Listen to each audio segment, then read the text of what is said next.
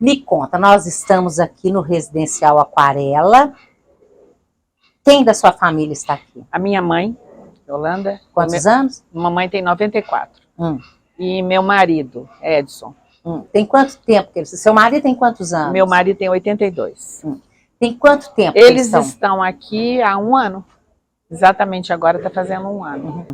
Como é que foi essa decisão? Porque eu acho que a gente ainda tem no Brasil um preconceito tão grande. Claro que tá mudando. Quem vivencia é que sabe. E eu estava com a minha mãe morava sozinha em Vespasiano, numa casa, num condomínio. E a pandemia, né, estava aí, pegando. Então ela estava realmente na mão de cuidadores que a gente confiava, de uma certa forma, eu e meus irmãos, e que cada vez que a gente dava uma checada, nós nos deparávamos de que a coisa não estava legal. E a mamãe ótima, lúcida, mas sozinha. E eu em casa com meu marido, né? Meu marido é juiz, e ele começou a pifar, tipo pifar mesmo. Nervoso, diferente, esquecido, sintomas que nos atinaram para que alguma coisa estava errada.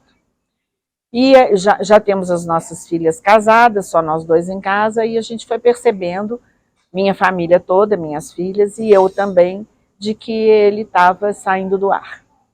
Então, ele percebia alguma coisa, não? Ele não. É um processo muito estranho, acho que cada um é um, né? Mas ele não se deu conta do que estava acontecendo. E ele tinha um mega escritório de advocacia, né, além do trabalho dele, e o sócio dele me alertou muito. Bia, está acontecendo alguma coisa, né? Porque ele se esquece, ele vai para uma audiência, ele não sabe o que dizer, ele chega no trabalho e telefona 10 vezes para o mesmo cliente, dizendo a mesma coisa. Então as coisas foram ficando muito complicadas nessa área onde havia envolvidos profissionais e empresas grandes, né, que estavam ali contando com ele e que já não podiam mais. Então foi uma busca enorme de médico, porque sempre foi um homem do trabalho, inteligentíssimo e um juiz brilhante. E aí a gente pensou, estresse pelo trabalho, estresse pela pandemia, que também pegou ele assim, né, porque ele estava trabalhando muito e de repente ele não sabia direito se ele trabalhava, se não trabalhava. Deu uma puxada de tapete nele. E aí ficamos procurando psiquiatra, psicólogos, geriatras, neurologistas, e uma psiquiatra, porque eu tenho uma gratidão enorme, doutora Tony Omar, deixa eu me acalmar. Ela um dia falou para mim assim, Beatriz, eu acho que o buraco é mais embaixo. E ela me pediu muitos exames, né, para ele ser analisado com um olhar diferenciado, e me fez chegar no Dr. Paulo Ângelo, que os dois falaram para mim, é Alzheimer. Assim, o meu chão se abriu. E eu não sabia o que fazer. Né? Aí eu tentei, eu fui muito bem orientada, procurei também uma mentora que chama Judy, e aí ela falou, a Beatriz, eu acho que você tem que olhar lugares para ele ficar, porque você está sozinha com ele. Aí eu falei, não, eu vou ficar na minha casa. Né? Então comecei a colocar uma cuidadora, 2, 3, 4. E aí eu tinha alguém para fisioterapia, alguém para passear com ele na rua, alguém para tomar sol, e eu não via nada, nenhuma resposta com relação a ele. Aí a Judy me levou em vários lugares para eu olhar onde que eu poderia receber uma ajuda para colocar ele em algum lugar. E aí eu fui com ela, acompanhando, e um dia ela foi dentro do carro, ela levou uma senhora que chama Elsie. E essa senhora estava com o marido em estado de Alzheimer muito avançado.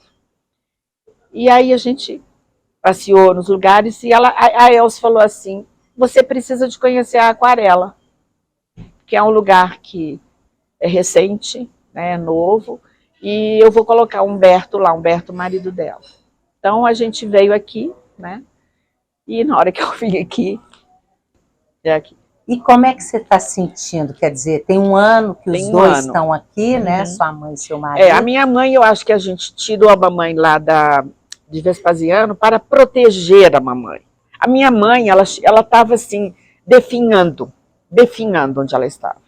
E hoje ela ganhou vida, ela está até cor-de-rosa, sabe? Ela canta, ela interage, ela dança. Porque aqui eu sei que ela está com pessoas responsáveis, profissionais de primeira linha, que ela é respeitada, porque a mamãe ela tem uma lucidez. Ela tem uma demência porque ela é velha, né? Agora, o Edinho, com Alzheimer, ele precisa de muita coisa, muita ajuda.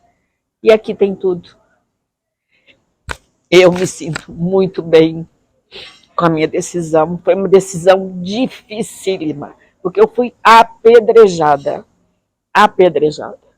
Me trataram como se eu estivesse cometendo um crime. Então, assim, eu percebo que esse cuidado que eu gostaria de eu poder fazer por ele tem música, ele tem terapia, ele tem ginástica, ele tem chefe de cozinha, ele tem convivência e tudo. Como é que eu ia oferecer isso para ele? Até financeiramente, eu não tinha estrutura para segurar essa onda em casa. Porque a minha filha um dia virou para mim e falou assim, mamãe, se você continuar com essas cuidadoras, porque elas precisam ter carteira assinada e tal, né? Ela falou assim, você vai quebrar, mamãe, você vai quebrar. Porque acaba ficando muito mais caro, mas muito, né? Então, assim, no começo é muito complicado, né? Os sentimentos da gente ficam alterados, a gente se cobra, né? Se questiona, mas agora eu deito e durmo. Para mim fica eu agradeço de eu estar podendo oferecer para eles isso, sabe? Fica uma coisa de gratidão. É o que fica para mim.